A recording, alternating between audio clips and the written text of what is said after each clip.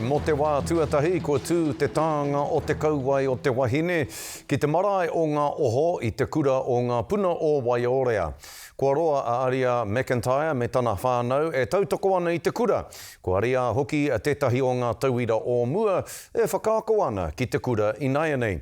Ko tōna kuia hoki tētahi o ngā pō i tūwai te kura o Ngā Puna o Waiōrea, i wainganui a Mārena Mane i te whānau i tēnei hui nui whakaharahara. Koia me tōna whānau kua roa e hāpai pū ana i Ngā Puna o Waiōrea. Koia hoki te take ko tohua e Aria tēnei marae hei wāhi tāngi ai ki te moko kauai. Ko tēnei tōku kaingarua, i tipu aki au ki tēnei marae, ki tēnei whenua, ki tēnei kura. Engari ki au e hara noa i te kura, he kaupapa. Anā ko mate ko tōna māma a Paula Tainui, anō hoki ko tōna kuia a pare pūmai McIntyre, ngā tiripau o tēnei kura. My mum, who was a big part of this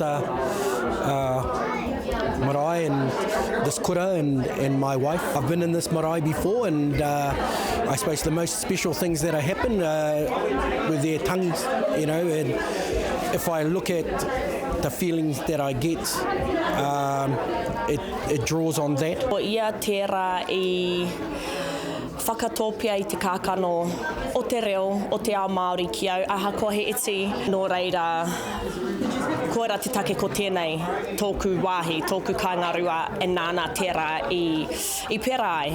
Hei tā pā Chris Tumuaki o Ngā Puna o Waiōrea, ko i nei noa te timatatanga o ngā mokopapa maha, ka tai ki tēnei marae. Nā mātai te Māringa Nui, nā mātai te Waimārie, i whakarite a Aria te mau mai tōna kaupapa moko kauai ki roto i tō tātou nei whare a Ngā Oho, ia tino hari koana te ngākau.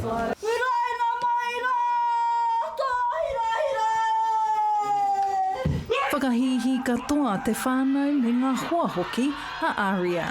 E mōhio anau e mene ana ngā tupuna i tēnei wai e nei āhuatanga nō reira. Kua tātaku manawa i te kite i tēnei mea te mokopapa i roto i tō mātou whare kua oho. Koe nei te huakitanga mai o te kētī pea.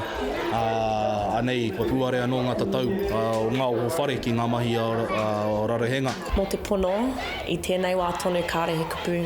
Ka pono aki kōrero, kāore he mamai. I ngā wāri rawa, te noho, te takoto. Tū mai rā koe e Aria kia kite mai i tō ātāhua. Mārena Mane, te Karere.